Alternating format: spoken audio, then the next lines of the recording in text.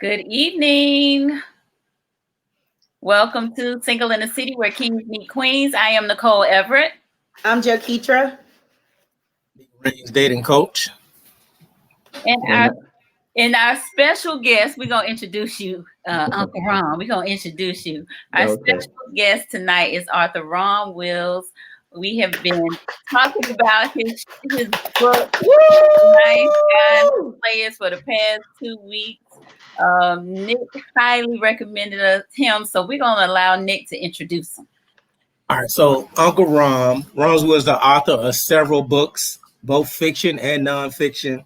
The most notable being the international bestseller "Nice Guys and Players," which we are discussing tonight, and we're very excited. He also does podcasts, videos on several platforms, including YouTube and several private sites. Offline, Uncle Rom has been featured as a speaker at several retreats and workshops, affectionately known as Uncle Rom. Ron Wills works to inspire men and women to rise and transform into the best version of themselves. Ron is also a proud father of 2 teenage boys. So glad to have Uncle Ron with us. Woo! Yay! I couldn't wait for you to come, Uncle Rom. Okay. So Thank you for having me. joining us. Yeah. You're welcome. being here. You're welcome. So, Hey, let's jump into it. So before we get started, I did not follow kind of our normal protocol. I guess I was so excited to get you introduced. But we typically ask people to like and share this broadcast. So please like, share, give us some hearts, give us some shout outs. People are chiming in already. My cousin Erica from Waldorf is here. Yeah. Yes, we got Shantina. Hey, family. Marcus. Hey, Marcus. Ika. So, folks, Hello. let us know where you're chiming in from, where you're viewing us from tonight. Again, we're super excited. Uncle Rom, just to give you a little bit of a background, we've been doing Single in the City where Kings Meet Queens since August of last year. Started out with events at a local establishment here in Tallahassee and moved to more of a virtual platform as a result of COVID. And have really just enjoyed the conversations. Look, all of the folks are like chiming in, saying, Uncle Rom, hey, he's on deck. We got Tuscaloosa. So folks are really just excited that you're here. They really, Hey, Nicole. we got Ozzy from Virginia Beach. Ozzy should be finished with your book. Him and Johnny purchased your book, and they should have been finished for tonight. Okay. So we've been talking about your book and getting folks excited about you being here. So yes, let's jump on in. Well, hold on. You haven't told the people that you're going to give away one of the books and that whole little spiel. You do it. Go ahead. You do it. So, but first, y'all, we got to show our Single in the City t-shirts. Y'all have your shirts on, right? We got our Single in the City where Kings Meet Queens t-shirt, y'all. I got my popcorn. Yes, thank you, Nicole. I got my popcorn. Y'all got your notepads and your pens. And earlier when we posted, we said that we were going to give away one of Uncle Rom's book to whomever shared the post the most and received the most likes. So we're going to do that tonight. Uncle Rom will tell you about all his other books because he has other books that he has written. And then we're going to up the ante. Nicole already told y'all to like, love, and share this. So whoever shares this broadcast the most is going to get a copy of a book for our upcoming artists that we have coming up. Marcus Boston, who is on the live tonight, all the way out of Chicago, Illinois. So, Marcus, So start sharing it, because in 2 weeks he's going to be on. Go ahead, Uncle Rom. I'm sorry. Take it away. Hey, well, y'all did a great introduction, and I'm honored to be here with you, and I'm ready to just jump right into it. I mean, as you know, I'm the author of several books, most notable, Nice Guys and Players. Also, there's Nice Guys and Players Level 2, Sexual Chemistry. Then there's a Nice Guys and Players book, Meeting Attractive Women. Also have a book for the ladies called Finding the Right Man. I want And that then, one.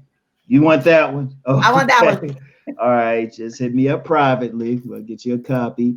And then also have several works of fiction. I have one that's called, it's not quite Nice Guys and Players, but it's called A Player's Eyes. One man's view of sexual relationships. That's a raw one. Another one called I'm Not Playing, because for a long time I had a written blog and I put some of my best blogs in that one. And wait, how many books is that? Because I had so many. And then I have wait, which ones? Oh, okay. I have a work of fiction. It's called Starting from Zero. It's about a young man back in the 90s who started, basically he starts at the top and goes to the bottom. He goes to the bottom in life, and then he has to start over. Those Eyes, that's a very popular one. And that's the story of 5 very beautiful, attractive people, but they have some inner demons and they have intertwining stories. And then one is a speculative fiction, which is called The Sancovans. That's actually, it was written back around 2006 originally. And it was based on the future, which is coming up soon, 2032. So, you know, I have quite a few things. And of course, I do the videos, podcasts. I'm well known on YouTube. And then also do workshops and seminars in public, some of the with different groups. Okay. So I'm ready. Just shoot. Anything you want to know about Nice Guys and Players. Well, we already got a question on the floor from Johnny. He wants to There know you go. what is a nice guy? That's a good one to start with. Well, you know, that's coming from how women consider a nice guy. You know how they say you're a nice guy, but you know, so it's like that guy. Now, the way, and it's not always just like he's just a good person, but it's a guy that a woman might see as a brother. You know, the guy doesn't turn the woman on sexually. As I talk about in my book, I don't know if y'all talked about the select and non-select. I'm known for that. We did. We got into it a little bit. Uncle Ron, we just kind of scratched the surface because we wanted you to go deep with it. Well, the select, non-select, basically, and I have to give honor to a mentor. He gets really deep into human sexuality. He's a tantra master. His name is Master Yao Yamache Morris. And he had first talked about select and non-select, but even before I met him and learned some stuff from him, I had something similar. Ironically, we both had the term nice guys in our day because I had really divided it between players and nice guys. If y'all read the first chapter, I talked about like the good guy who took his lady out. He was a good man, you know, and she was ready to marry him, but she hadn't quite been intimate with him yet. But as soon as he brings her home, you know, he leaves. Well, this was written back in 2000, so I used the word beep, used a beeper. And so she contacts the other guy who comes through and they just have sex. And that's one of the things that's happening out here. You have a small percentage of men, and it's not that tiny. People say 80-20. It's more like maybe 33% of the population who are seen generally sexually desirable by women, while the other 2/3, 66%, might be seen as not as sexually desirable, but women might deal with them for lack of options, but they don't get the same treatment as the other group. So, and that's the thing. And that was something I've seen. I mean, even before learning some stuff from my mentor, that was one of the ways we clicked, because we both saw the same thing from different angles. And it was like, we started comparing notes and it was like, oh, wait a minute. And I use the terms I use when I break down the select and non-select were his terms. So, but you know, I had added to a lot of stuff. Like I don't know how much y'all talked about Mr. Goodbar. I didn't see the show. So what did y'all say about Mr. Goodbar? So I kind of skimmed the surface, Uncle Rom. I just kind of went straight from your book, but I didn't really dive into it deep because I kept leaving it for you. So as deep as you want to go about Mr. Goodbar, we did cover Mr. Goodbar. We did talk about a masked man, and then we also talked about the gamesman. I left. Okay. I left the real man. I left him on edge about the real man because I wanted you to kind of really get into that too as well. Okay, well, I'm gonna get into that later. Understand something. If you look at relationships out here, I mean, it'd be nice if they were natural relationships. And just to be clear, my school of thought for relationships is a natural blueprint. When everybody is born, they already have it in their DNA to mate with someone, just from your DNA, just naturally. If we lived in a different type of culture, people will find their best mate as teenagers, but we don't. So we have all of this stuff. We have the technology, cultural things like religion, social class, and where we're at now in this Western culture, well, it's not quite as natural as it could be. Let So me, as let a me pause you as right there. yeah. So you said we would find our best mate as teenagers. And Mhm. are you suggesting that this is something that happens in other cultures? Well, it might have happened in more indigenous cultures. It's very rare now. It's very rare now because we live in a more westernized culture. In fact, people in my smaller circle refer to it as a machine culture. Everything is artificial, and this would take it in a whole different conversation because if we talk about counterfeit personas, because what happens is in order to adapt to the culture, we put on masks. That's a big issue. Everybody People put on masks and we're not interacting with each other in a natural way, which would be, yes, DNA. Part of it is physical. Like every single person has a physical type within their DNA that they're gonna find naturally attractive. And a lot of it's based on our bloodlines and everything like that, but then also our natal personality, our natural personality. Basically, there are people we click with and people we don't click with. And that's ultimately where I want to get people. And that's where people in my circle want to get people. They just hit it from a different angle. Like people in my circle practice Tantra. Are y'all familiar with Tantra? I heard of it before. Mhm. Now, Oh, what is okay. what is Tantra? Just Well, for the Tantra, I mean, is mainly known from India, but it's in many indigenous cultures. It's our natural way of interacting. It's not something evil. Sexuality itself is not an evil thing, even though different religious systems might have made it that way. And that's a result of men. That's a conversation.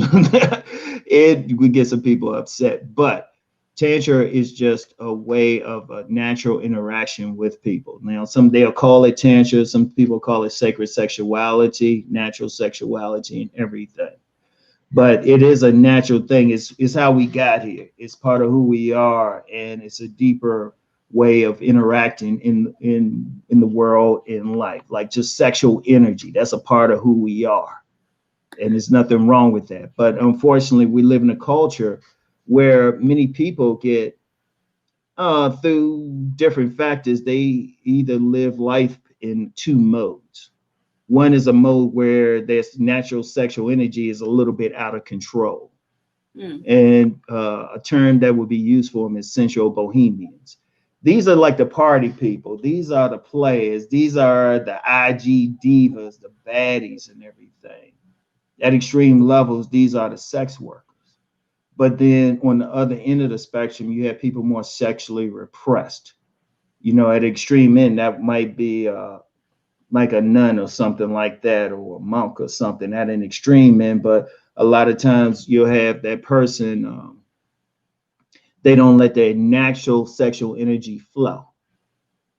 So when I talk about nice guys and players, it's basically the basic thing for men in particular, but women, that's the same thing I have in my book, Finding the Right Man for Women, of bringing those two energies, those two sides in alignment, in balance.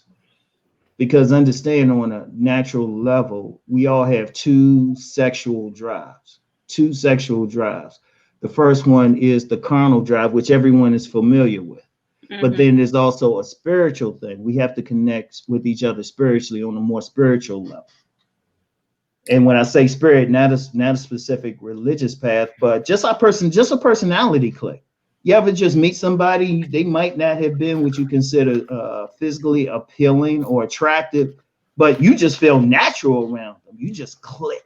You know, but a lot of, and what we have now, taking it from the deep to what people see on the surface, a lot of times, okay, like for women, since, you know, this book was directed for men and women, like you get that nice guy, right? And he's a good guy, and you know, y'all click, y'all laugh, but you're not turned on by him. But you click with him otherwise. You love spending time with him, everything. But you just can't. Some women try, but then that guy that appeals to you carnally comes in the picture. You know, he walks in the room and everything's buzzing on you, feel it. But you might not be able to deal with him on a mental, spiritual level. Emotional level, because that's key to understand. And for the fellas listening, understand, I know as gentlemen, we tend to focus on the physical, but women focus on the physical as well, but the emotional is just as important. So the whole purpose of Nice Guys in Plays, without getting into the deeper aspects, was for a man to be balanced between the two. In fact, when I first sold the book, many women bought it, and it was a simple sales pitch. It was like, you want that guy that got the skills of a player excite you, but you want him to be monogamous and loyal to you. Women like, yes. In fact, it got back to me. Many women said, "Oh, this book is really for us." And it's like, oh, that's. I think Uncle Rom. I think Jaketra, you even mentioned that you want a nice thug. That's what they was mentioning last time. Okay, and that's actually the thing. But let's get into that thug thing. Is it so much they want that criminal type, or there's so much women want that energy that thugs present? See, when I mentioned the sensual bohemian, a lot of times guys we might label thugs, they just let their energy flow a little bit better. Right. They let their energy flow. And in fact, in my second book, the follow-up to Nice Guys in Play is Sexual Chemistry, I get more into that masculine energy. And in fact, publicly, what do I say? A select man will have three things. He will have that physicality, but he will also have that charisma, which comes about as a connection, being able to connect with women. But at the highest level is really him being masculine, tapping into his masculine energy. So when people say that thug, what do a thug gives off to a woman? A thug gives off that masculine energy to a woman, even if they faking it, but it gives off that thing. They're freer. They're ready to protect the woman. They're willing to bring out the warrior thing. Now, I don't get into it in this book, but Nick, if you've listened to me, I've talked about the house of the man on my channel. See, that's getting into it deeper. Because usually what happens is, like I say, I mentioned Master Yao Yamache Morris, he promotes the house of the man. But if you look at what I talk about in my book, it all connects. Because it's all about a man being the best version of himself, but not just a smart guy who's nice, but that guy who, if necessary, can physically protect a woman, but also make love to her like crazy and still go out and get that money too. Okay, Uncle Rom, I have a question. Yes. Probably several, because you've thrown out so much. So we covered what a nice guy is. Basically, a nice guy is like a friend, you know. And I saw Ozzy was like, nice guys always finish last. So a nice guy is someone that we may not be sexually attracted to, but he treats us well, you know, and he's, okay to be around. He doesn't just bring it maybe in the bedroom, or you just not wanting to engage with him. You don't even want to go that far with him. Okay. So then you talked about the select and non-select man. So I don't think we really talked a lot about that. When we talked about the select and non-select men, basically they have 4 characteristics. The select man did, and then the non-select, of course, did not. And then we talked about Mr. Goodbar. So can we talk about the select and non-select man just to give an understanding? Because I think the 4 things, what you said, Nick, was successful, charisma, he when he walked into the room, everybody noticed him, and he had a nice body. He had the nice physique. Yeah. One of the analogies I gave Uncle Ron is that a select man, if he walk into a room of 100 women, at least 70 will find him attractive. Yeah, Right. yeah. So that's one thing. So I didn't go too much farther, deeper than that. So you can go farther if you would like to. Well, let me break that down because remember something. Remember I talked about the deeper aspect. I ain't go deep into it in this book, but I get deeper into it in the follow-up book that goes even deeper, sexual chemistry. But if you remember what I said about intelligentsians, reverend intelligentsians. For brevity's sake, I'll just call them intelligentsians, and then the bohemians, the sensual bohemians. You in the select group, you have intelligentsia men and bohemian men. In the non-select group, you have intelligentsia men and bohemian. So I'm gonna start from the bottom and work my way to the top. All right, in the non-select group, you have the nice guy. He's more intelligentsia, and guys who really don't give off that energy. There's something in their subconscious that kind of throttles that energy. They good guys. They peaceful, follow the rules and everything, but they don't have that energy, that presence. Even if they might be otherwise bone structure, physically attractive, despite what some people think, you do have some guys who would be considered nice, and this has been reported to me by women who they actually look like something, but they don't have that extra oomph that drives women crazy. Swag. Yeah, that swag. You could say that swag, right? So you have them.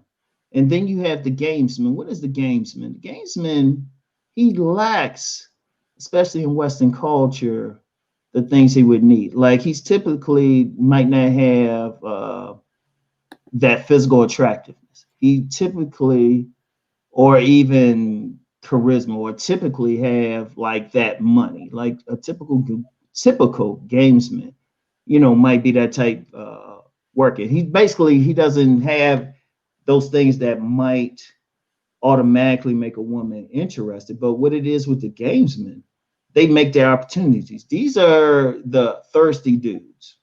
These are the dudes that women might call dusty. These are the dudes that a woman still will have sex with them, but it's only because she can't get at the top two. And this dude wears her down.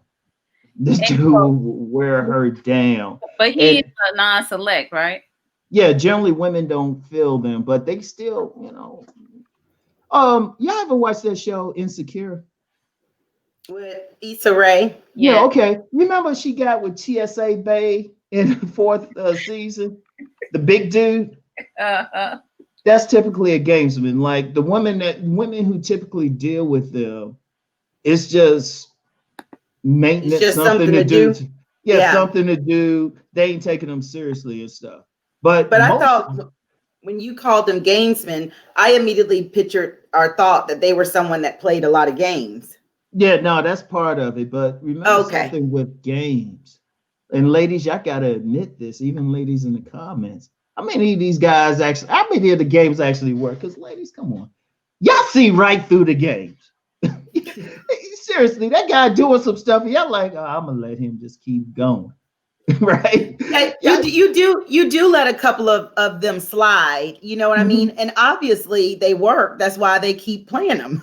They work. Well, they're persistent. They're gonna get this. And also one thing, and because even though I presented on a basic level in my book, on some levels, you do get some gamesmen. They can actually, like a small, tiny percentage can actually get a high count. But what they're good at is finding vulnerabilities. Because when you get some guys like that, they don't get the best women. They might get the woman who might not be the most physically attractive or have the best mental health. Or something's going on with her. But that's only a few. Most of them will, they'll just take their opportunities where they can, right? So that's opportunistic. Yeah, those are type that you really, if you have a daughter, you don't want your daughter around, unfortunately. Seriously, those the type. So it's like you get some guys out here, or they'll say, "Yeah, I'm a player and stuff," and but they sharing a woman with like 15 other dudes or something. I mean, that's most of them. Like I said, a small percentage can actually do well, at least get the basics of sex. A small percentage, though. So, because there's still a lot of nuances within it. Now, but that's the gamesman. That's the gamesman. So is the They main goal is to get as much sex as he can? just to get it where he can. Most gamesmen, they just do their thing. A lot of games, He just want to get in where he fit in. yeah, a lot of gamesmen, they're the type who will complain, say, I don't really want a woman. But then if some woman is extra easy, which they're actually good at finding, if they extra easy or something, he'll go for it. Because even with that select, non-select thing, and y'all ladies, I can corroborate this, every woman has a range. So for some women, 10% of the men might be select. For another woman, 40% will be select. So, usually they get in where they fit in. Now, when you get into the select group, you have the masked man. And what is the mask? It's not that he's putting on or pretending to be anything. His mask is his other stuff. Like he might be a professional, like some women say, oh yeah, they looking for a doctor. Okay, that guy might be a doctor. They looking for a guy who got a certain credit score. He got that credit score. Mm-hmm. He'll have that money and material thing, and that's part of his appeal. But also he does have to have a minimum level of outer sex appeal. So he has to have, a true masked man has to have a good body and at least a decent face. I think the term used by some groups is called husband cute. He got to be decent. You can take him out with you. And wait. Did you say husband cute? Yeah, that's what I heard some women came up with. Husband cute. Like he ain't like sexy fine. Joe Keacher, you heard that before? No. Okay. Nah, that actually came from I first heard that from a lady dating coach, Nicole Michelle. So it's that be similar, Uncle Rom, to like a dead bod. He still got a masked man. I'm gonna tell you what, it'd be tough for a guy to reach that. On the surface, he probably need to have a better body than actually Mr. Goodbar, to be honest. He got to be sharp. I would say the masked men are kind of like those professional men. If we limit it just to the Black community, those professional masters of the universe, 6-figure type of brothers. Oh, so I'm wondering what all when you group them, gamesman, masked man, Mr. Goodbar, select, non-select, has there ever been a percentage done on, you got this percentage of masked men, you got this percentage of gamesman, you got this percentage of Mr. Goodbar in the African-American community? It's tough. It's extremely tough. I mean, I've done surveys, and then Master Yao, who I mentioned, he has done a lot of stuff, and even then, it's not scientific. And even then, because one of the things people in our circle and everything, we looking at all these stats. We're looking at what women are saying, who they been with, marriage statistics, divorce statistics, and all of this, who's making money and everything. And even then, it's still tough. Even then, even doing what would be called by sociologists qualitative research, because it's hard to know sometimes what's going on behind closed doors. But it's just just looking at several factors, you can get a very general idea. That's the whole thing. Yes. I have a question because sociology was my major. Okay. So when you say our group, who do you mean when you say our group? When we're looking at our group? Okay, so I mentioned Master Yao, and he actually has an organization called Grand Trine International. He has some where he's teaching people tantra and deeper aspects of holistic living, particularly sexuality. And you have some people in there just really looking at some things, really studying some things. And like I said, even then, it's still tough is still tough. I mean, everything is very good estimates at best. You haven't had, I mean, as I said, I've done some surveys. Because like recently I did something on guys who consider themselves players, and I was asking them certain questions. But even then, yeah, it's still tough. It's still tough to like really figure out the exact number. All you can do is just pay attention to what's happening out in the community, who's saying what, and even then, it's like guesstimates. So we had a question from David. He wanted to know, can some men move between the classifications? Yeah, of course. Yeah, of course, because that's one of the main things with nice guys and players. See, one thing, and Nick, you might have seen this on YouTube, where you get some guys, they know about the select, non-select, but you get some guys embracing non-select. Like, yeah, I'm non-select. I'm like, no, the whole point of the book was to give you an idea where you are and then tell you how to move from non-select to select. Mm-hmm.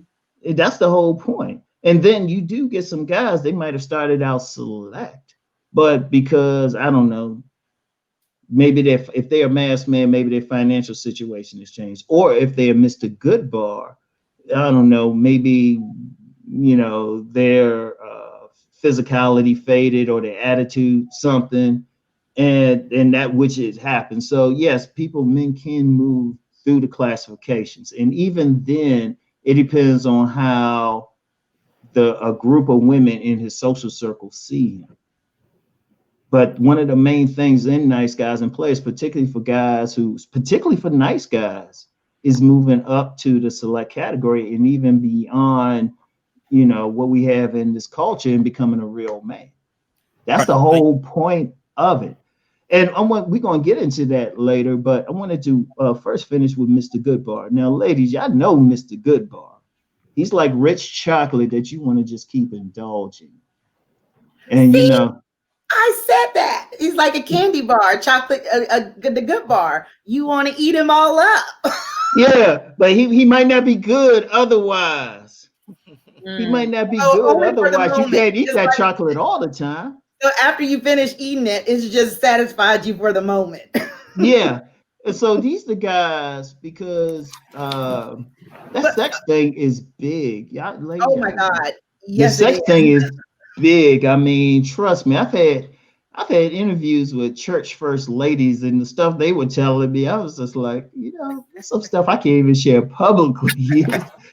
But Mr. Goodbar, his main calling card is not his money, but he's considered sexually attractive.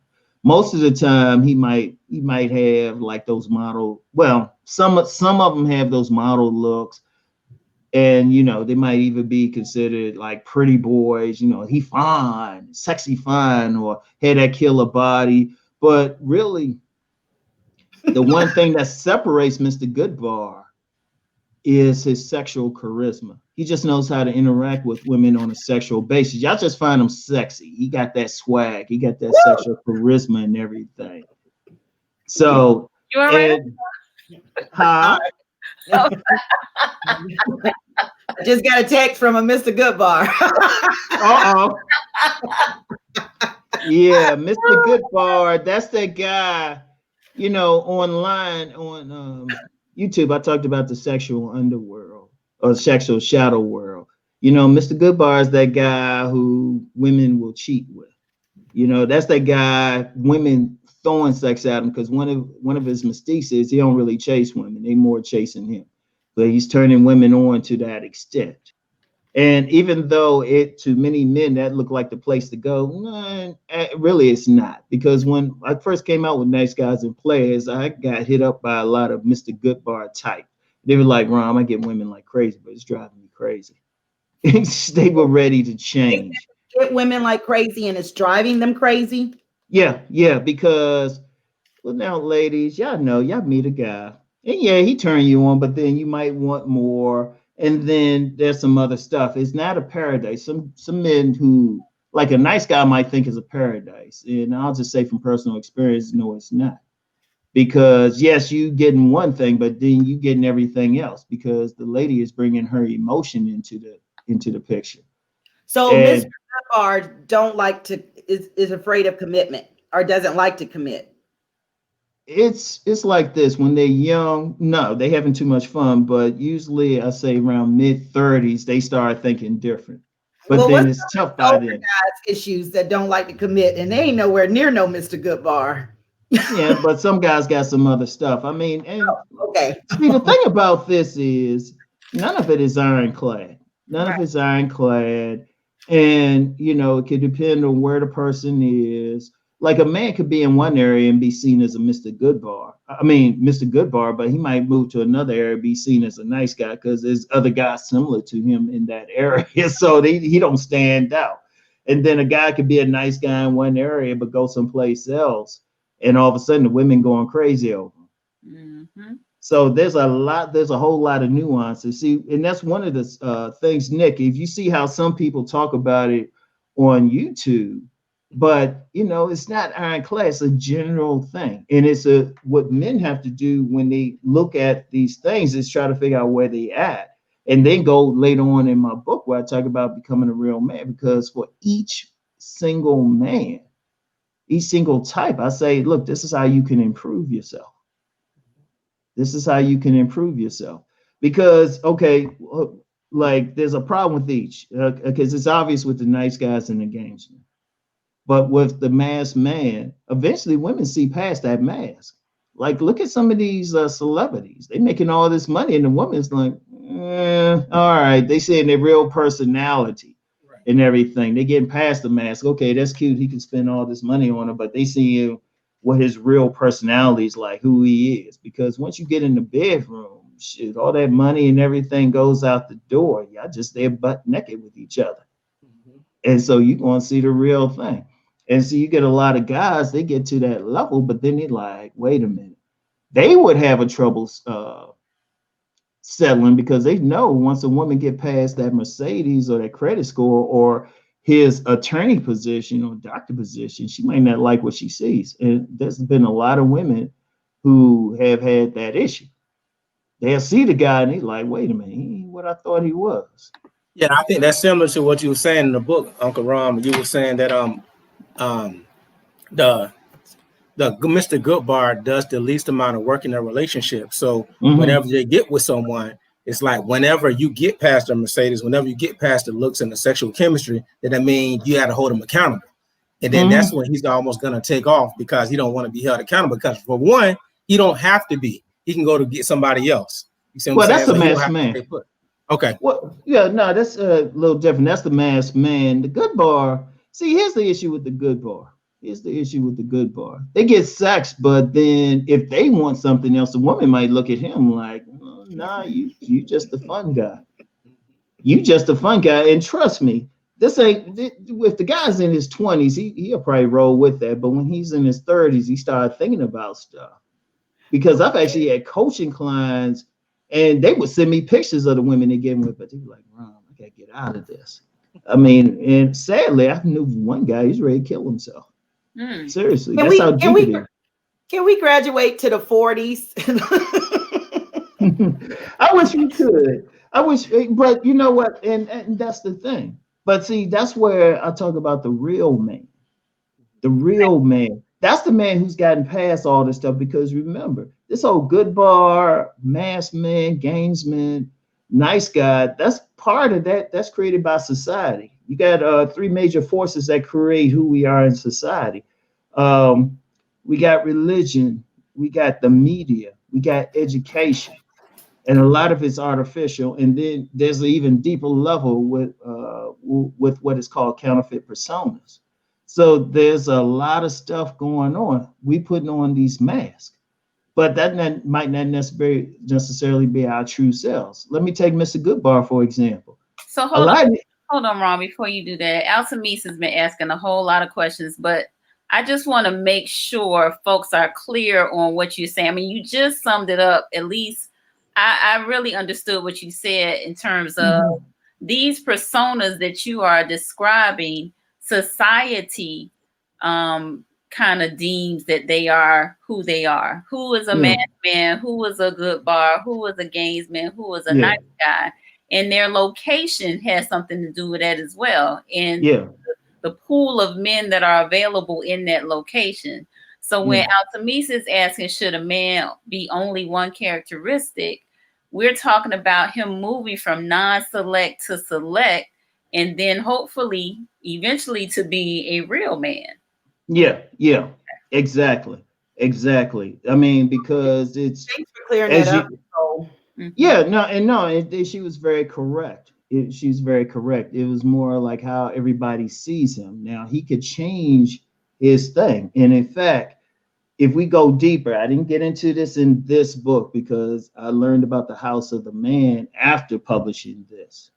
But ultimately, a man needs to work to be four things. He needs to work to be a warrior. A warrior is that protector. You know, he protects the family and everything. He secures the home.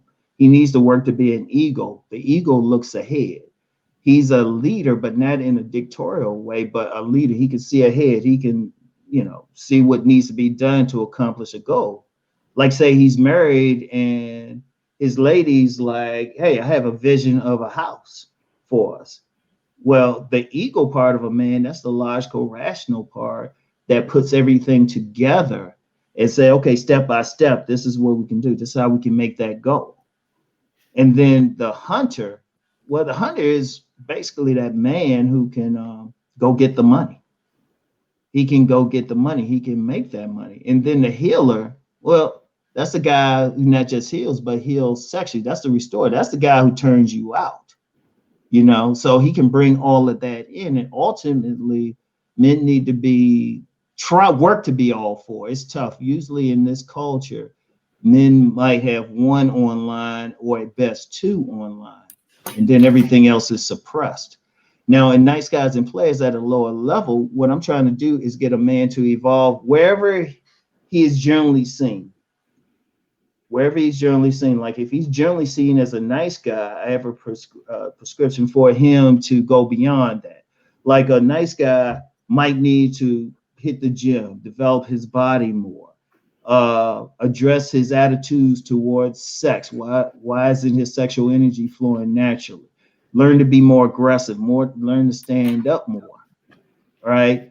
Like he don't have to be an asshole or a thug about it. He's just being more naturally assertive. He can still be he still got the good traits. Because one thing about a lot of nice guys, deep down, they holding themselves back. They're not speaking up when they need to, or they're not being assertive when they need to. And they being nice because somebody else told them they need to be nice and they need to follow some rules. But sometimes they might have to look somebody in the eye and say, hold up, nah, that ain't happening.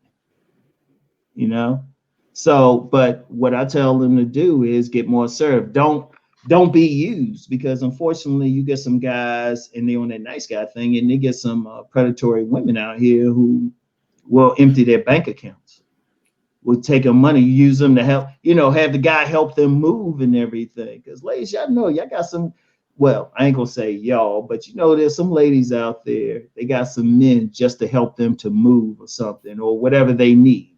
I actually know some young ladies like that, like real attractive, and they get some guys. Well, this guy gives them money. This guy takes them out. This guy moves the furniture and everything, and they don't deal with them. Meanwhile, some guy who don't help with any of that, he gets the draws. So after they done put everything in the house and everything, that's what she called. Yeah, after the bed been put together and everything.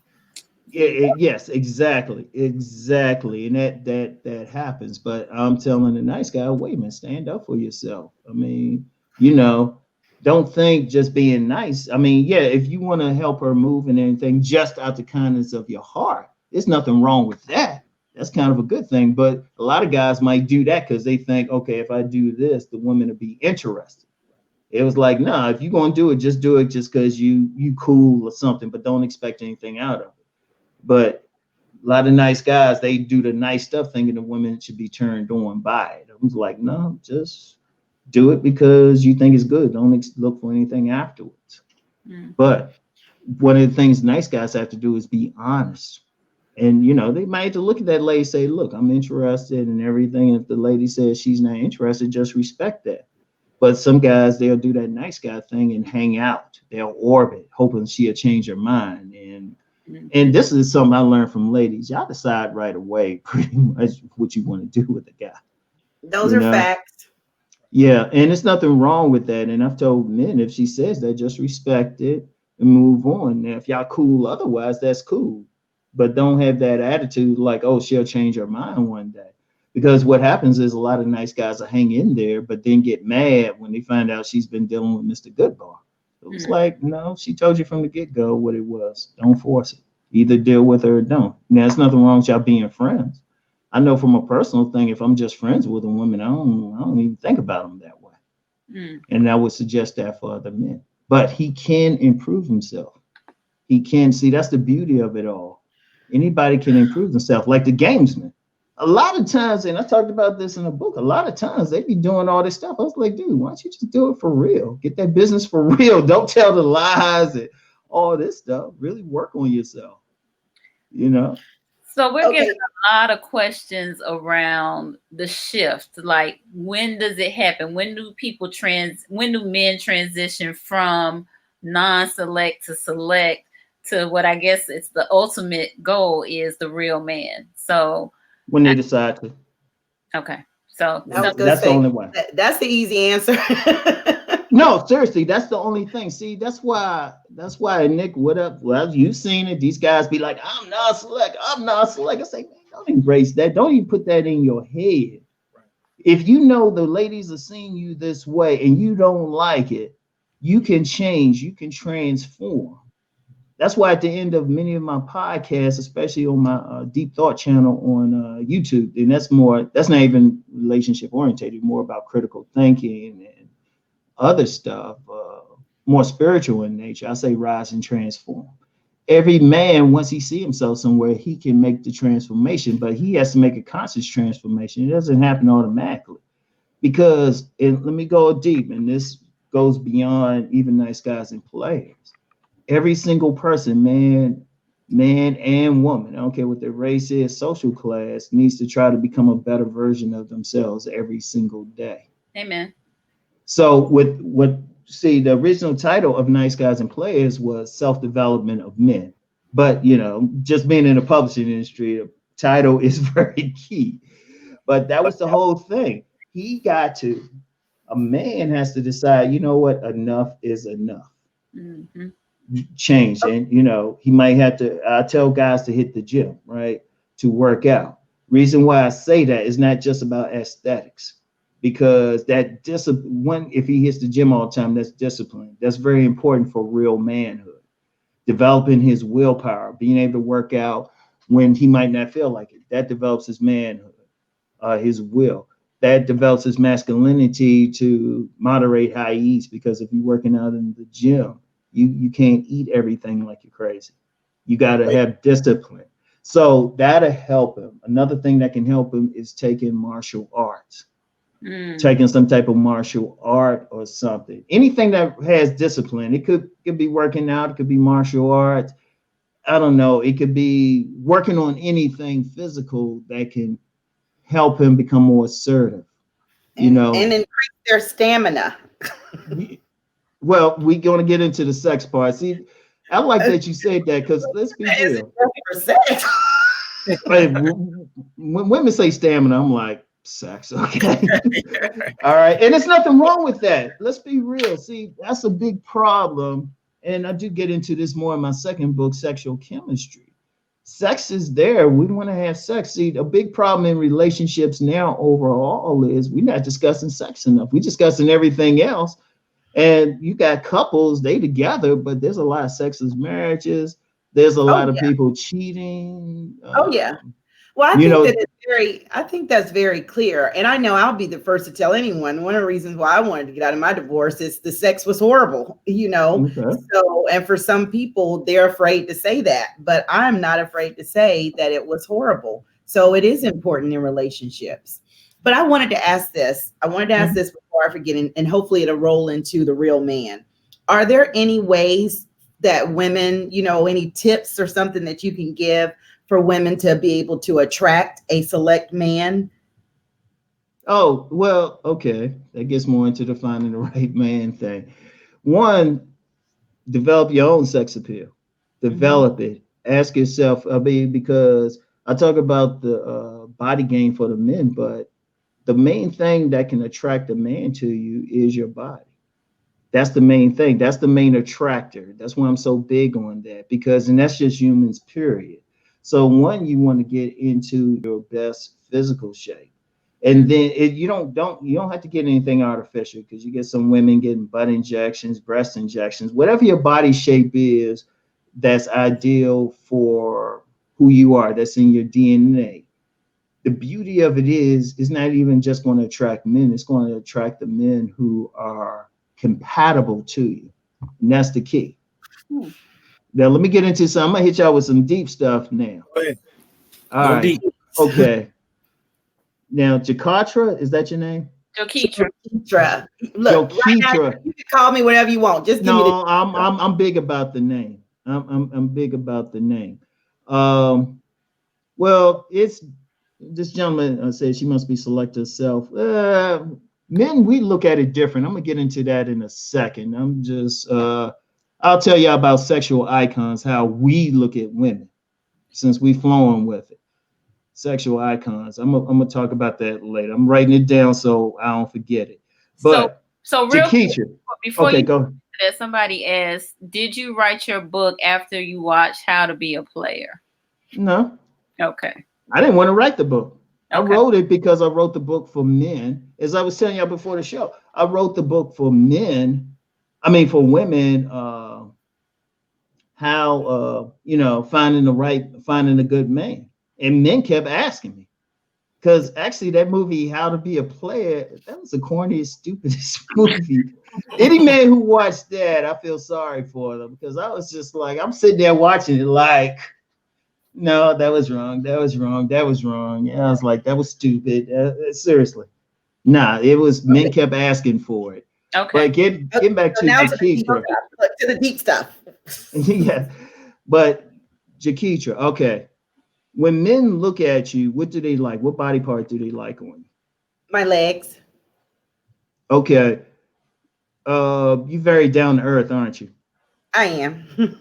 Okay. When a man's like that, they looking for a woman who is down to earth when they like the legs.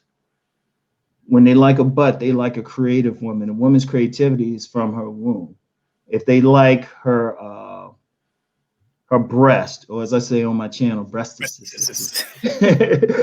But they like the nurturing there. If they like your face, they like your more emotional, spiritual nature. They want to have a good conversation, you know. And it's the same thing. If y'all see a man, y'all like his legs, more down to earth. If you like his midsection, even his penis or something, his creativity, his Arms. chest, huh? His arms. His guns. Protected. What does he do with the arms? He protects. He can wrap them around. He can give you security and everything. And even when like a lot of ladies like eyes, that's a more spiritual thing. You like that spiritual aspect. See, that's the key to sexual magnetism is your body. So the first thing you do if you want to draw, you want to like get your body right. But then the second thing is really get your mind right. Think about who you compatible with and who you not compatible with.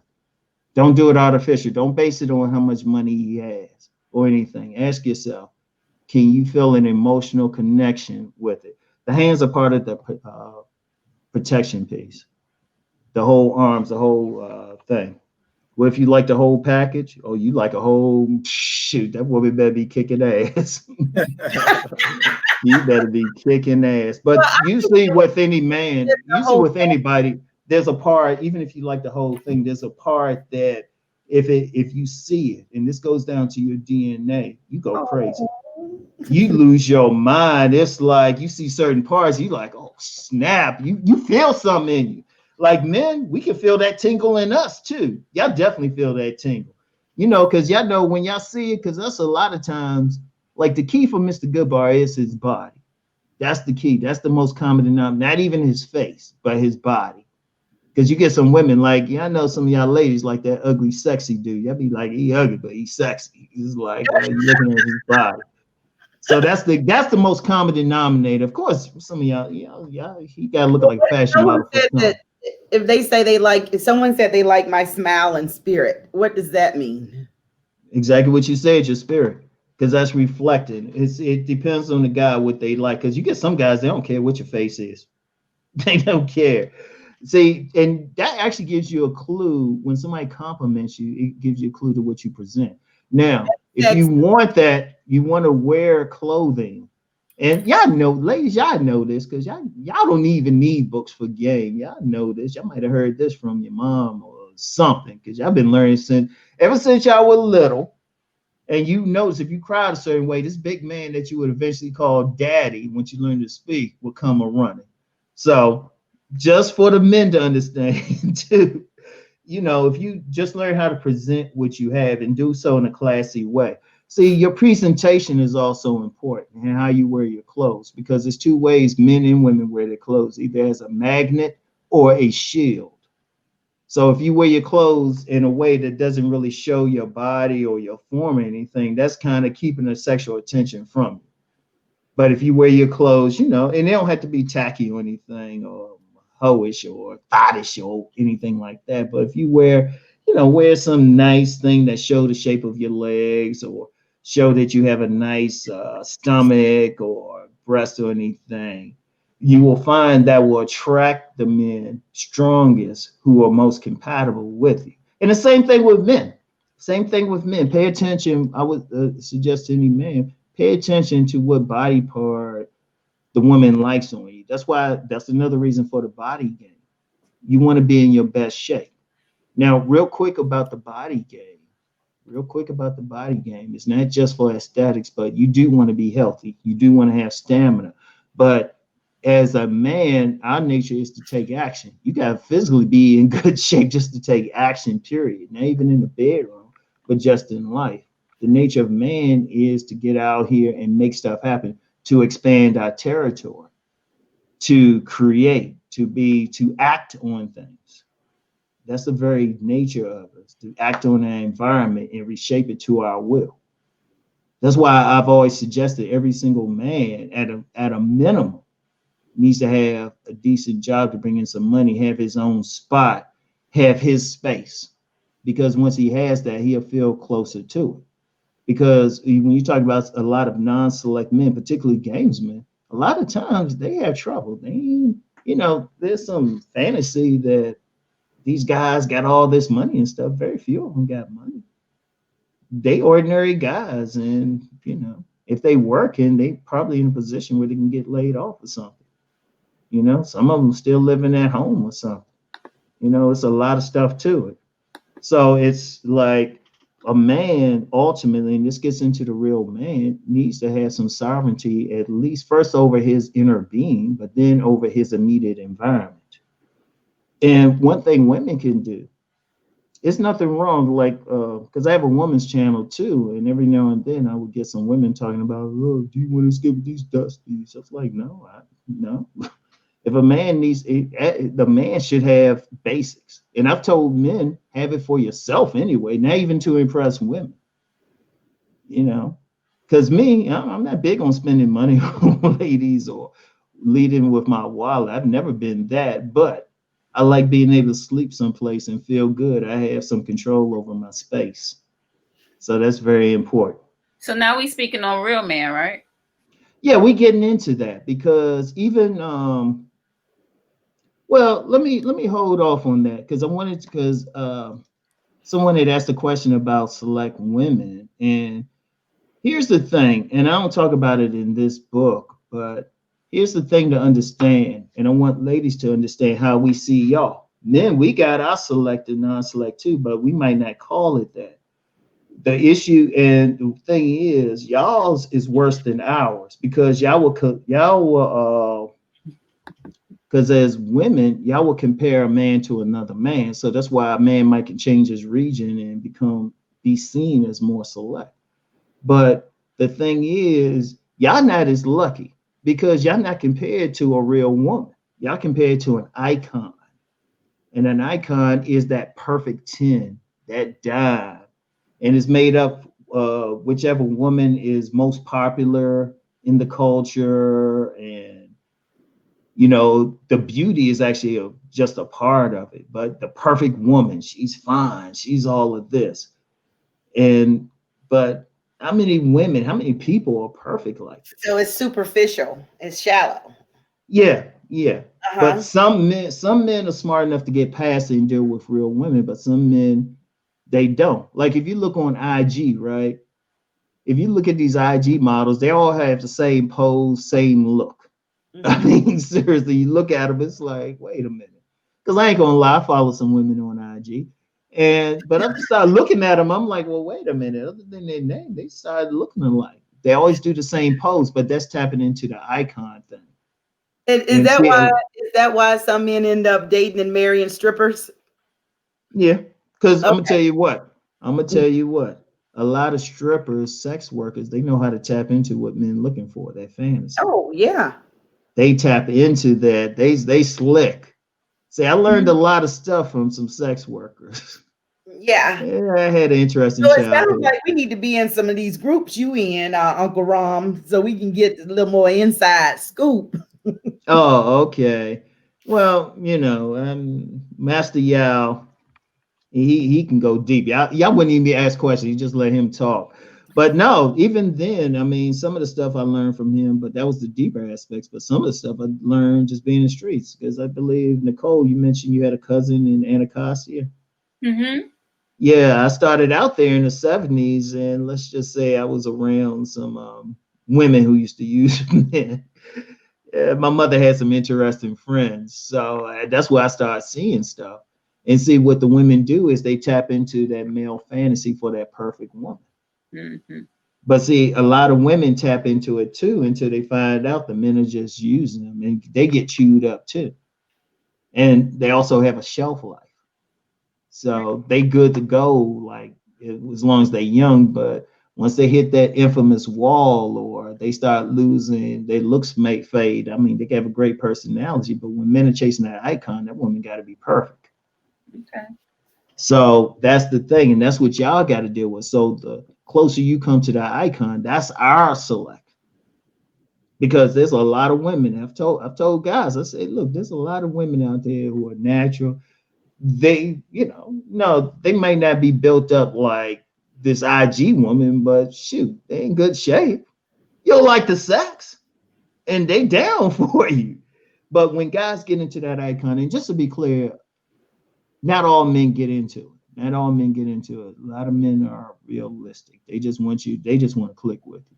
So, when you talk about the different types of women, I don't know if you can get into it, but are you talking about also the octane levels, the 87s, the 89s, the 92 Oh, okay. octanes? You know about Well, Master I P? have a question for the sake of time because Yeah. we try to keep it at an hour and a half. Oh, wow. And I wish Oh, you wow. could kind of like maybe condense as much as you can Okay, I will. because really and truly the real man is what I Okay. think a lot of us want to hear about because Okay. last week we talked so much about the mass man and the games man, it kind of took us on like the spiral down. So it'd be good to hear more about the real men and to Okay. know that they exist. Oh, see, I'm gonna tell you. Let me just before I jump into that. Usually, I was chilling most of the day, trying to rest up because I'm used to going to sleep around this time. So I say, let me sleep Uh-oh. first. This past your night time. Yeah, but here's the funny. It just real quick, and I'm gonna jump into the real man. Once I get started on stuff like this, I just flow. I could go for another 4 hours. Oh Lord. So, but anyway, let's get into the real man. Okay, so the real man is the one who gets past those artificial things. See, the nice guy, that's a mask. The gamesman is a mask. The masked man is definitely a mask. Even Mr. Goodbar is a mask. Even though most Mr. Goodbars are closer to what they are. So for each type needs to first figure out where they at and then move on to that real thing. Thank you. Oh. Thank you. Yes, So, you are a real man, France. You are. I yeah, can get that so to you. yeah, so here's the thing. All right, so I talked about the nice guy, what he could work on. The gamesman, he needs to just really work on developing himself, get out the lies, get out the trickery. The masked man, he definitely needs to let go of it, because what happens with the masked man, they rely on the props, they rely on the money, the suit, the credit score, they rely on that car, that professional degree and everything, because most masked men tend to have dual degrees or some professionals and stuff, particularly in the Black community, white community as well. They're up there, but the masked man, to become a real man, he can still keep that money, but that can't be what he presents. He has to be able to like deal with a woman in such a way that he's not talking about, well, I made money here and everything. He has to be real. He has to let that go. Now, it might limit the amount of women that will find him attractive and deal with, but then he'll tend to deal with women who can click with him on that personality level, right? That personality level and also physical level as well, because every man looks good to somebody, every single man. Because one of the things I talk about, and Nick can attest to this, I talk about every man finding his tribe, and those are the women who naturally click with him. And he can't do that if he's wearing some mask. Or a nice guy, he can't really do that if he's wearing a mask. That's a masculine way, or a gamesman. And even Mr. Goodbar, believe it or not, even though Mr. Goodbar is closer to being a real man, a lot of times they get caught up in the sex. I mean, I've known some guys, they were working, they had jobs, but they spend most of their free time with different women because they're getting so much thrown at them. But the thing I told Mr. Goodbar, if you want to be a real man, you got to have discipline. You got to have sexual discipline. And that gets a man to the real man. Anything, taking off the mask, developing some discipline, just letting his natural masculinity flow, that gets him to the real man, because it is natural. It is natural. And then he's real, he's authentic.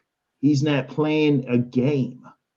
He's not telling a woman what he thinks she wants to hear, or behaving in a manner which he thinks is acceptable.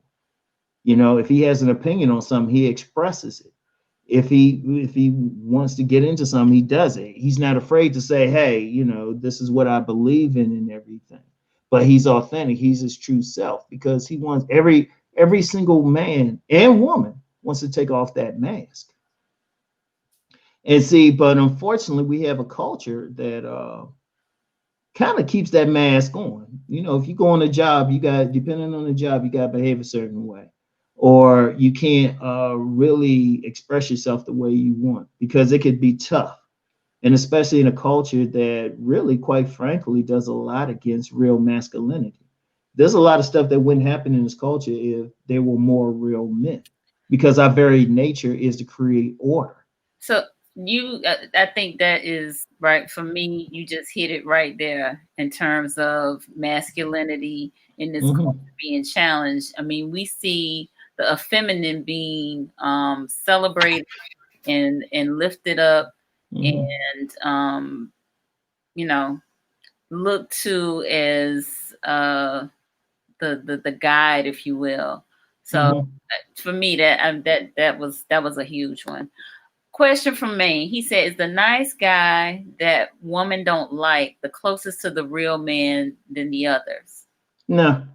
Okay. It's actually, believe it or not, it's Mr. Goodbar. He's just a little bit out of control. That's why I said he got to be of some sexual discipline. A lot of nice guys are suppressed or repressed, if you want to say it. A lot of nice guys, they nice net out of being genuine, but because they think they're supposed to be. It could be whatever religious path they had or what they were told. Nice guys follow the crowd more. Mr. Goodbar is more the rebel. He's closer to it, but his biggest issue is his discipline. He can get too much sex. That's why you get some guys who, they might have been players when they're young, but as they get more disciplined, more money comes into the picture. Okay. They get more things done, because that's where it is. See, a lot of nice guys think they are, but if you're wearing that mask, no, that's not real. You got to take that mask off, because one thing with nice guys, they want everybody to like them. That's why they do some stuff. Whereas the Mr. Goodbar, he's closer because he's likely to, if he don't like somebody, or he's like more likely to show his true personality. So his next step is just simply developing sexual discipline, and then he makes that step over. And see, even with the other guys, as they grow, at some point they got to develop sexual discipline. Say if you get a nice guy or a gamesman who becomes select, all of a sudden they're getting all these women. They still got to have some discipline. So folks are really asking about that definition of real man, and I kind of took some notes. You said no mass, discipline, no games, expresses his opinion. He's real. He's authentic. Y'all ever see? Okay, ladies, and the ladies in the chat can answer too. Haven't you seen that man? You like, you know, he's real. That's the first words you think about him. You're like, wait, he's real. He's authentic. In fact, he might even turn you on a bit because you're like, you know what? He ain't usually what you like, but he's just real. You know, he's honest. You know, he's being straight with you. When he's talking, he's looking you right in the eye. Even if he's disagreeing with you, he'll do it in a respectful way, but he's not going to do something just to try to get in your panties. He's not going to do that. Now, if y'all click anyway, fine, but he's not going to lie to you. He's not going to try to play. He ain't going to try to buy you. He's just going to be real. He's going to express his thoughts, everything. He's authentic. You ain't thinking he's faking. Because, ladies, I know y'all can see through a man he trying to fake. Y'all see through us. I know that. I learned that from women. Even if y'all try to act like y'all don't, y'all know it. Because let's be real, ladies. A lot of times you might deal with a guy you see through his bull, but you know he's all you got at that moment. So that real man got to be that type. The woman and people around him say, you know what? That's who he is. That's who he is. And that don't mean he an asshole or anything. He just expresses himself, and he has some discipline. He has some control. He walks. He's confident, but not in a fake confident, but he's confident because he know who he is. He know what he's supposed to do. He know what his mission is in life. And that's another thing. A real man is going to be focused on his mission. He know he got something to go. He's going someplace because masculinity is about going in a direction, about expanding. And that's an important thing too. A man got to figure out, okay, what do I want to do in life? You know? What do I want to do in life? What is within me from my creator to do in life? You know, because that's something else I talked about in Nice Guys and Players. Every man needs to have some connection to a creator. It's his choice, his thing, who he wants to follow. But he got to understand he's part of something bigger. So that's that real man. And he wants to just develop himself on all levels to the greatest extent possible. And it's a journey. It's not something that's going to happen overnight. You know, he's not going to become like that super suave, cool dude making money overnight. Like if he want to make money, well, he knows he has to work for it. You know, or if he knows he needs to work on a negative personality trait, he knows it. He looks at himself and say, okay, I'm gonna fight this.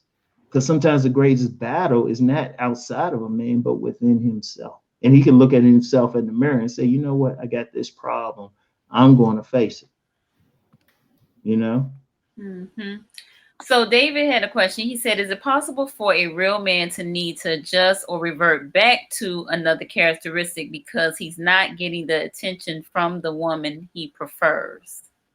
Well, if he becomes real, he will tend to attract the women who are compatible to him. Because he's going to be realistic and he's not going to revert. If he's a real man, he's going to be comfortable with who he is. He's not going to revert. Now, this don't mean he's going to get a bunch of women, but let's be real out here. There's only a tiny percentage of men who you could say should be with a bunch of women. And that's a whole other issue. But that real man, he'll be happy for the women he know is right for him because he's going on a mission. He got his thing, his life. He's looking for the woman who can add to that mission. And then when she's on her own thing, what he got can complement what she's supposed to be doing. So he's not going to revert back. Once he meets that step, he's there. And he is not going to be about getting women, you know, because it's going to happen automatically. Because a lot of the artificial stuff, a lot of that select, non-select, even the Mr. Goodbar thing, it don't necessarily get a man, the woman who's truly compatible. It's the mask that's getting them. But see, once that man take off the mask, then he's going to draw the real part of the woman to him that's compatible to him. I get it. I hope the viewers are getting it too. You know, these other men that you have described all have this mask on. Everybody, look, I'm gonna Well, say this. say for me, it seems like the Gainesman, the Master, Mr. Goodmark, there are far more, I guess, issues surrounding those men. Mhm. And I was looking for, when you made the comment about, we always say, now that's a real man. I think Mhm. I was looking for something deeper, Mhm. about the real man, because we do say that when we meet a man and we say that's a real man. And I think that everybody forms their own opinion of what a real man is, just like we all form our own opinion of what a nice guy is, or a good guy, nice guy, whatever. So I think I was waiting for this is a real man, and it'd be something that, like, oh my gosh, yes, I didn't think about that. That blew my mind. Mhm. But I mean, it makes sense what you're saying, but it just seems like it was so much emphasis on the masked man and the gamesman, Mhm. and those other men. So it makes me feel like there's a few real men, but there's a whole lot of masked man and Yeah. gamesmen and select men and non-select men. But Mhm. we, at our age, because I heard you say, when I said, can we graduate to the 40s and above? Mhm. I'm Mhm. almost 50 years old. I want a real man. Oh, So, okay. You look good for so that's you. why You don't I'm look like, 50. Stop lying. yes, I'm 48. I'll be 49 in November. So for me, Okay. I want, what all you described. I'm just like, oh, those things should have been put away. And most of the people that are on here, they're in their 40s. Mhm. So and when we say that for Single in the City Where Kings Meet Queen, we're 35 and up. So I Okay. was just hoping that some of the games would be gone, and how we can touch Mhm. on how we can connect and identify more with, some more real men. Well, here's where Well, the issue is. Here's where the issue is, because we have to understand that the culture that we live in promotes this. It supports it. I mean, seriously, it supports it. You got movements out here that support it. I Like agree. with women, you got this level up movement, get the bag thing. And the guys say, oh, okay, if I want to get these women, I gotta make this money. I gotta be a certain way. So it's tough. Even how I communicate, maybe on my videos and stuff, I don't get too deep. I get just deep enough, just so it can, like, make, somebody can latch on something. Then they hit me up privately, say, hey, Ron, what do you mean by this? Then I'm saying, oh, okay, let me take you over here now. Mm-hmm. Because even on, like, social media and everything, the people who feed into the mask part of us, they get their attention. That's what we used to. I mean, in order to really change things, it can't, I mean, yes, every individual needs to work, but we need a whole change in culture. But in order to get that, we just need to expand people taking off their mask. Mm-hmm. And that's tough. Let's be real. A mask can get you a long way. Seriously, you got that right mask, or you can make $1 billion. So it's like, meanwhile, the person who's more authentic, they might be struggling. Because unfortunately, being real don't always translate into money in this culture. Because in order to make money, you got to be something that the community supports, or have something that the community supports. Mm-hmm. It Well, see, supports wearing a mask. well, and someone just messaged me, and I'm not going to call her name, but she messaged me. She's on the live, and she basically piggybacked on what I said. At our age, it's so disappointing to hear what we heard, and I agree with you. I think society does dictate that. Social media, Mhm. I think that one of my friends, he and I had a good conversation talking about how these reality shows with older women still make it harder for us, professional women that are out here in the world. So it Mhm. is just really tough to hear, because when you get a certain age, you just don't have time to deal with the masked men or the gamesmen, and all Mhm. these other select, non-select. So Uncle Rom, you like, what do we do? We just gotta really go forward. Oh, let me say some. Somebody in the comments say, "I'm not sure how you can separate men into these pieces." I ain't make the separation. That's society. When I when I first came out with the book, it was sold mainly to women, and they were adding more pieces. they were in, it wasn't just the women, it's just the society. We always putting people into classifications, be it a racial classification, class, subculture, and everything. And that's just how the society is, because if we lived in a more indigenous culture, men and women would go through a rites of passage. Like, it would be nice if men had a rites of passage where we would embody the house of the man. We would come up and be warriors. We would be hunters. We would be eagles and healers. But that's not it. Usually what happens is a man they'll develop into one naturally and just stay there. And if you look at like, you get a lot of good bars, unfortunately, yeah, they can make the easiest trip to becoming a real man, but you get some guys, they go into the 60s, 70s, they still want the same thing. Or you get some guys, they'll never take off that mask. And then you get some guys, they'll stay nice guys. You got guys in their 40s and 50s and they still at their place, or they can still be gangster. It's like growth. Huh? It's like stunted growth. Like they're stuck in.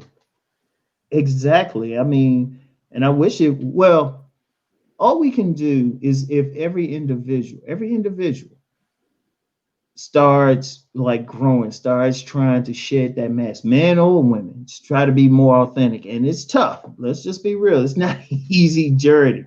It's not an easy journey, because there's still deeper aspects I can go into. Because Nice Guys and Players was basic, but if I can get into some real deeper stuff, counterfeit personas and everything, and you start like, wow. Because understand something, a lot of what we do, a lot of where we get stuck is in our subconscious, and that's tough to dig that out. That is tough.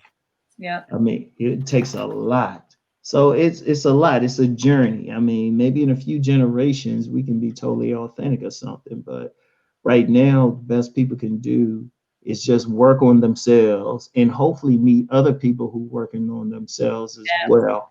Like, seek them out, and people support each other in that way. And then, like I said, in a few generations, we could have a whole culture, a whole world that have the mask off. But right now, everything going on, that mask is tough.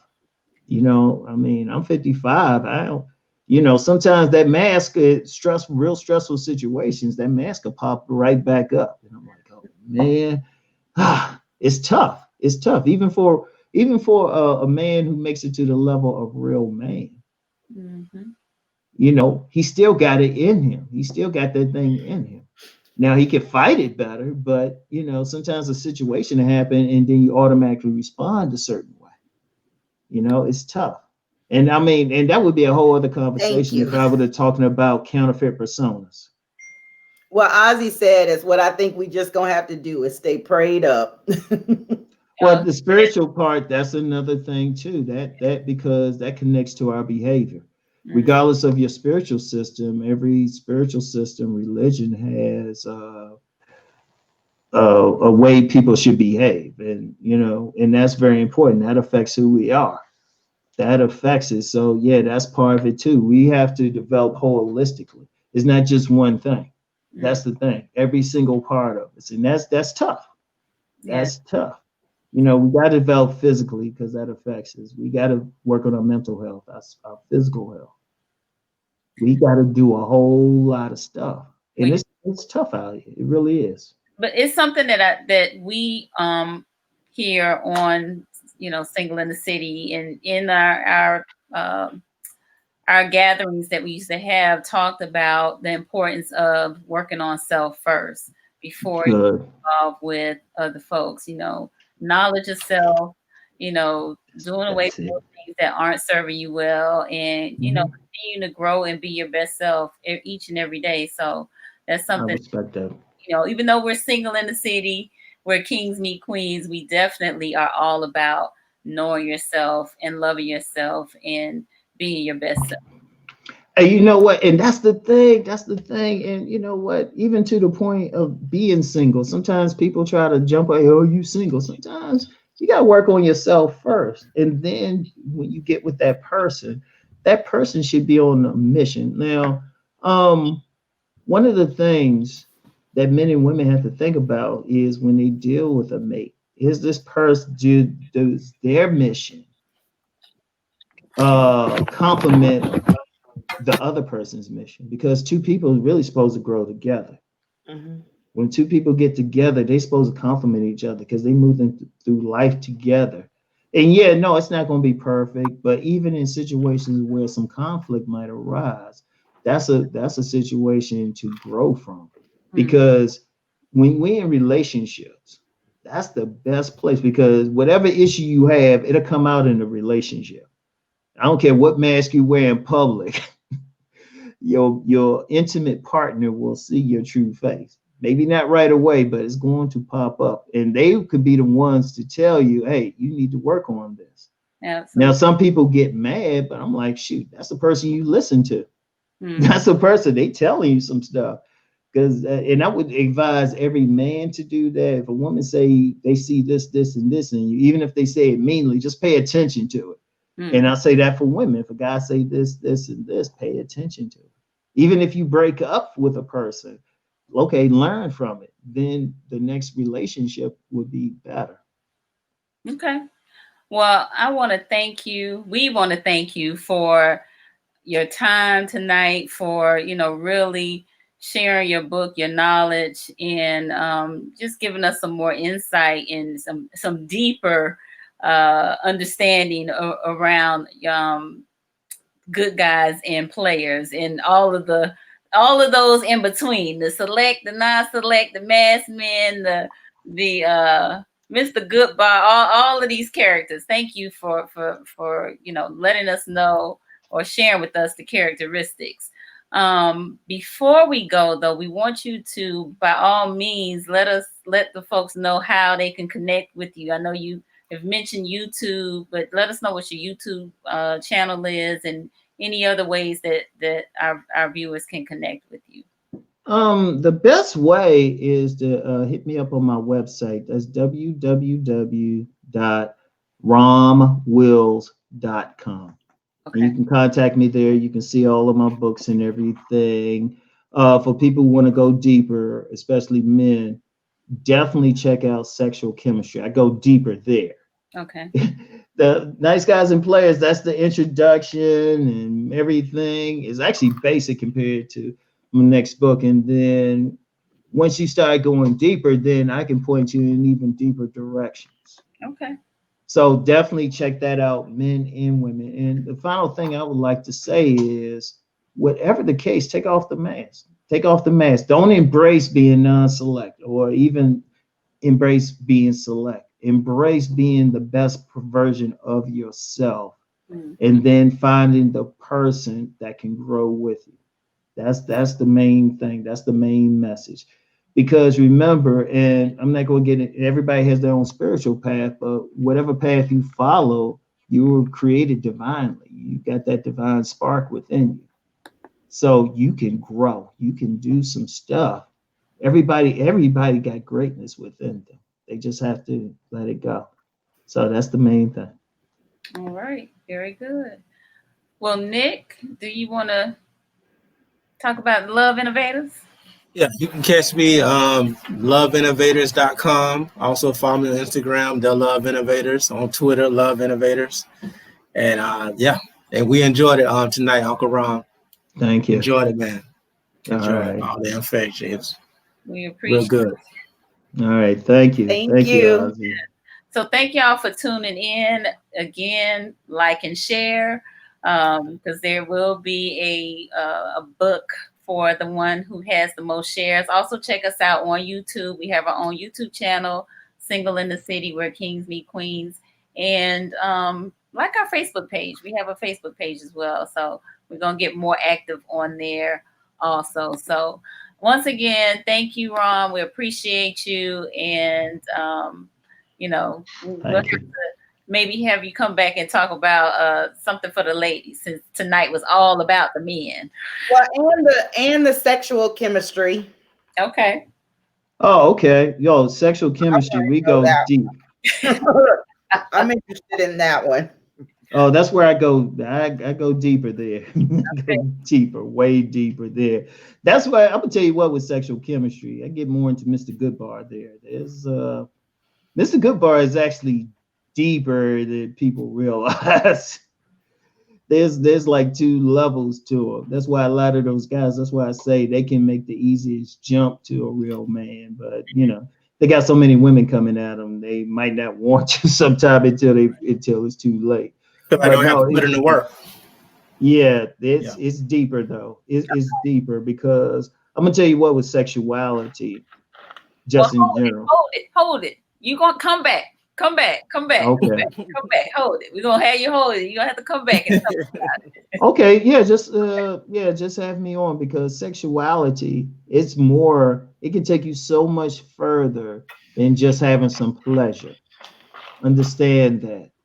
I mean, because one of the things I talk about, and I don't talk about as much publicly, but I've thrown it out there, is sex transmutation. You take that same energy and put it into a project, put it into a book, put it into whatever you want to do, and you can create a lot. That creativity, everybody got that. I mean, you can do some fantastic things just really using that sexual energy, men and women. All right. Or especially women. Oh my So God, especially women. Marcus, who is actually going to be our next guest, he's an author as well. He wants to know, is your book on Amazon? Yes, it is. Yes, it is. And also, if you hit up my website, because I have hard copies of Nice Guys and Players and Sexual Chemistry at home. I think I have a hard copy of a few of my other books here too, but most of them are on Amazon. They'll send it right to you. But not Sexual Chemistry and Nice Guys and Players. They just have the Kindle version. Okay. I have the hard copies in my possession. Okay. And I would say if they haven't got the book yet, go get the book Nice Guys and Players. Definitely go get it. You know. Yeah, start with that. But yeah, just let me know and I'll come back and we'll get more into the sexual part because that's very key. That is very key.